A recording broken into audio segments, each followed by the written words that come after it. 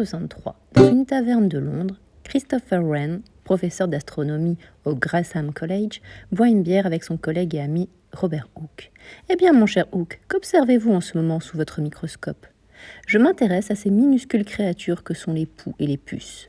Plus je les observe, plus je me rends compte qu'il y a sous nos yeux un monde fascinant et méconnu.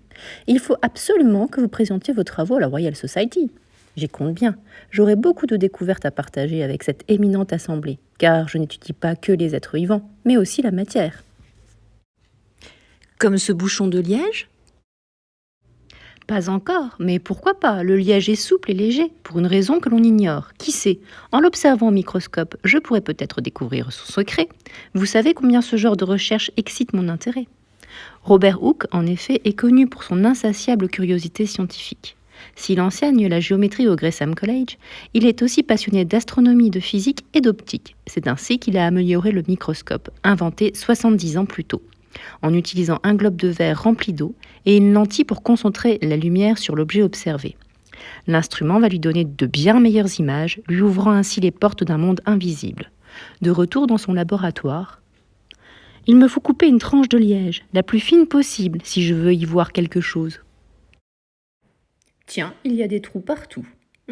Voilà pourquoi ce corps est si léger. Dans cette matière, il y a en fait énormément de vide. Cela intéressera sûrement mes collègues lors de notre prochaine réunion. Hooke a prévu en effet de communiquer les résultats de ses travaux aux membres de la Royal Society, une société qui œuvre pour l'avancement du savoir scientifique. L'assemblée se réunit au Grantham College en avril 1663.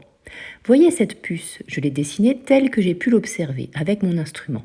Remarquez ces longues pattes velues et les plaques imbriquées les unes dans les autres qui recouvrent son corps.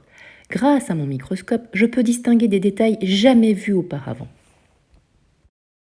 Dites-moi, monsieur Hooke, avez-vous pensé à examiner du liège, comme je vous l'avais suggéré ? Oui, voici d'ailleurs le dessin que j'ai tiré de mes observations. Le liège est parsemé de petites cavités. Je les ai nommées cellules, car elles me font songer aux petites chambres dans lesquelles vivent les moines. J'ai aussi retrouvé ces minuscules compartiments dans d'autres parties des végétaux, dans la moelle d'une tige de sureau, dans la pulpe d'une carotte. Et cette fois, il m'a semblé distinguer comme des substances à l'intérieur des cavités. Peut-être ne sont-elles en fait que des tuyaux vus en coupe et qui véhiculent des fluides. Hooke publiera toutes ces observations 2 ans plus tard, en 1665, dans un ouvrage qu'il intitule « Micrographie ». L'ouvrage tombe en 1668 entre les mains d'un Hollandais, Anthony van Leeuwenhoek, de passage à Londres. Fasciné par les illustrations, il l'achète et le ramène dans sa ville de Delft. Il se promet de l'étudier en détail durant ses rares moments de liberté, car son travail de drapier occupe le plus clair de son temps. 20 fils par centimètre, diable, voilà une belle étoffe. Ah, je sais bien, monsieur Van Leeuwenhoek, qu'avec votre compte-fil, on ne peut pas vous tromper sur la qualité d'un tissu. Dans notre métier, c'est vrai, les apparences sont parfois trompeuses. Un bon drapier se doit de voir ce qui est caché dans les replis d'un tissu. Voir l'invisible, en somme. Voir l'invisible, je me demande si je ne pourrais pas fabriquer un microscope comme monsieur Hooke à partir de cet instrument. Pendant 5 ans, Leeuwenhoek va essayer de façonner une bille de verre suffisamment petite pour obtenir un grossissement supérieur à celui de son compte-fil. C'est chose faite vers 1673. Dès lors, il multiplie les observations. Écorce de pin, plume d'oie, dard d'abeille, poil d'éléphant. Qui le conduisent un beau jour de 1675 au bord d'une mare. Voyons si cette eau cache de microscopiques secrets. Peu après, il découvre stupéfait de minuscules créatures qu'il s'empresse de dessiner. Je n'aurais jamais imaginé qu'il existe ainsi de si petits animalcules invisibles à l'œil nu. Leeuwenhoek n'est pas au bout de ses surprises. 2 ans plus tard, alors qu'il observe une goutte de sperme, ça alors, il y a aussi des animalcules dans le corps humain. Ils ont une longue queue qui ondule et on dirait bien qu'ils s'en servent pour se déplacer.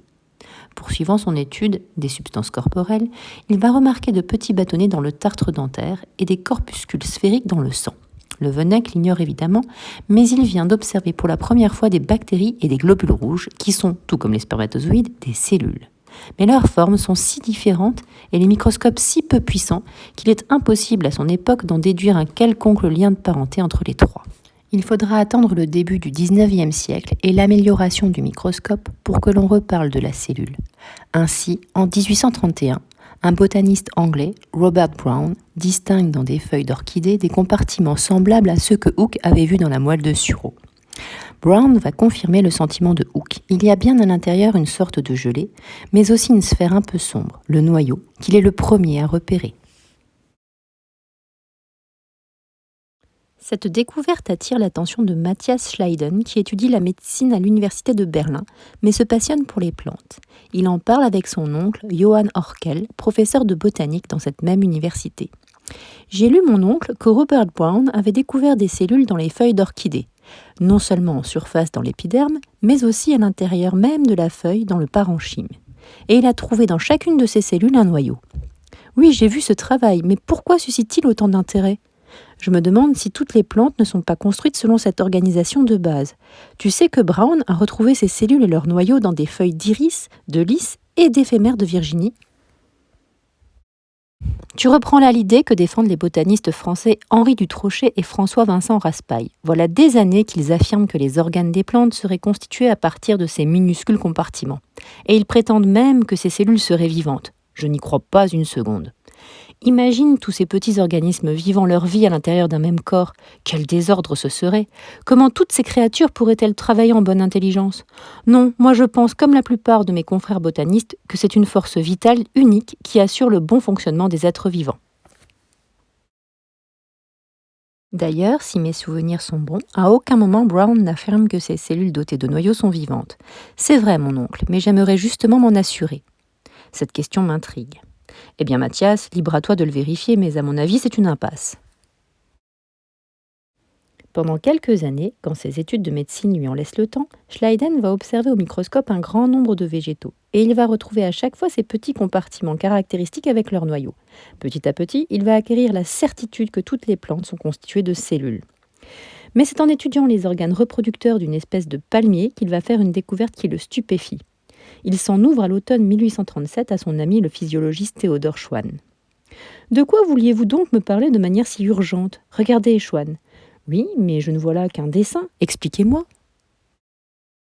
J'ai observé l'intérieur de graines de palmier et j'y ai distingué des cellules. Croyez-moi, si vous voulez, elles étaient vivantes. Vivantes ? Oui, j'ai vu dans le liquide granuleux des cellules de minuscules sphères qui ont grossi jusqu'à former des noyaux. Des membranes sont ensuite apparues spontanément autour de ces noyaux, donnant naissance à de nouvelles cellules qui, petit à petit, ont grandi et se sont allongées. Pour moi, toutes ces transformations ne peuvent signifier qu'une chose. Les cellules ont une vie propre. J'entends par là qu'il s'agit de minuscules êtres vivants qui mènent une existence indépendante de l'énorme organisme végétal qui les héberge. Mais je vous vois tout à coup songeur. Qu'y a-t-il, Schwann ? Comment ça ? Écoutez, je me demande s'il n'en va pas de même avec les animaux. Mon maître d'études, le docteur Müller, a déjà observé des cellules, mais sans noyau, dans des embryons de poissons. Moi-même, il me semble en avoir vu avec leur noyau chez des têtards. Par contre, je ne saurais dire si elles sont vivantes. Je n'ai détecté aucun mouvement à l'intérieur. Mais vous avez piqué ma curiosité. Je vais recommencer mes observations. En chemin, vers son labo, Schwann s'interroge. Si Schleiden a raison, ces cellules devraient être visibles dès les premiers stades de croissance d'un embryon. Et si elles sont vivantes, j'aurai plus de chances d'en voir apparaître de nouvelles puisque c'est le moment où l'organisme est en pleine croissance. Le physiologiste choisit d'examiner au microscope la colonne vertébrale en cours de formation d'un têtard et le cartilage du bassin d'un fœtus de porc. Comme il le soupçonnait, ces observations révèlent qu'il y a bien des cellules avec des noyaux dans les tissus des animaux. Quelques mois après leur conversation, les deux hommes se retrouvent. J'ai une excellente nouvelle à vous annoncer. Vous vous souvenez que je m'étais promis de vérifier si les cellules animales se comportaient comme vos cellules végétales ? Maintenant, je suis en mesure de le certifier. J'ai vu dans la substance granuleuse se développer et grandir des noyaux, apparaître des membranes, donnant ainsi naissance à de nouvelles cellules. Vous aviez vu juste, elles sont vivantes. Mais j'ai fait aussi une découverte surprenante. En observant les cellules d'un embryon, j'ai remarqué qu'elles changeaient de forme au cours de sa croissance.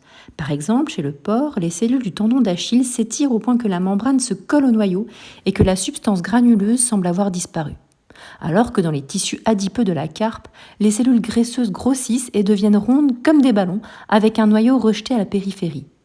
C'est pour cela qu'on a toujours eu du mal à distinguer des cellules dans les tissus des animaux adultes. Elles deviennent méconnaissables. Oui, elles se différencient et se multiplient en même temps pour former des tissus, comme on assemble des briques pour construire les murs d'une maison. Et c'est cet assemblage de tissus qui donne les organes. En somme, vous suggérez qu'animaux et végétaux sont bâtis sur la même organisation de base, les cellules? C'est cela. Pour moi, la cellule est la brique élémentaire du vivant. À la publication des travaux de Schwann, la communauté scientifique va se montrer sceptique. Par quelle magie une cellule vivante émergerait-elle tout à coup d'un liquide granuleux? Mais en 1850, un médecin polonais, Robert Remarque, observe distinctement dans un œuf de grenouille une cellule mère se diviser en 2 cellules filles. Tout se passe comme si, au milieu de la cellule, se produisait une ligature qui la coupe en 2. Et les noyaux? Je n'ai pas pu voir s'ils se divisaient comme la cellule. Une chose est sûre, on retrouve ensuite un noyau dans chaque cellule fille. Les observations de Remarque sont justes. Pourtant, elles ne vont susciter que peu d'intérêt. Pourquoi? Dans l'Allemagne prussienne, on voit d'un mauvais œil qu'un savant juif comme Remarque remette en cause les travaux d'un chrétien comme Schwann. Je vous l'affirme, messieurs, omnis cellula et cellula. Mais quelques années plus tard, en 1855, le médecin protestant Rudolf Virchow reprend à son compte l'hypothèse de Remarque. Dès lors, les scientifiques s'y intéressent et vont l'accepter peu à peu. On ne sait toujours pas, alors, comment la cellule parvient à multiplier son noyau. Il faudra attendre 30 ans et l'arrivée de microscopes plus puissants pour qu'on commence à y voir plus clair. En réussissant à colorer le noyau, le biologiste allemand Walter Flemming va, en 1882, découvrir que lui aussi il se divise en 2 et distinguer à l'intérieur des filaments qu'on baptisera plus tard chromosomes. La cellule apparaît dès lors comme un être autonome, capable de se reproduire par lui-même.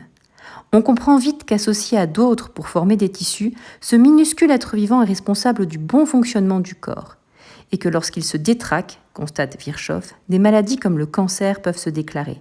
Du coup, la cellule va faire l'objet d'études très poussées pour percer les mystères de son anatomie.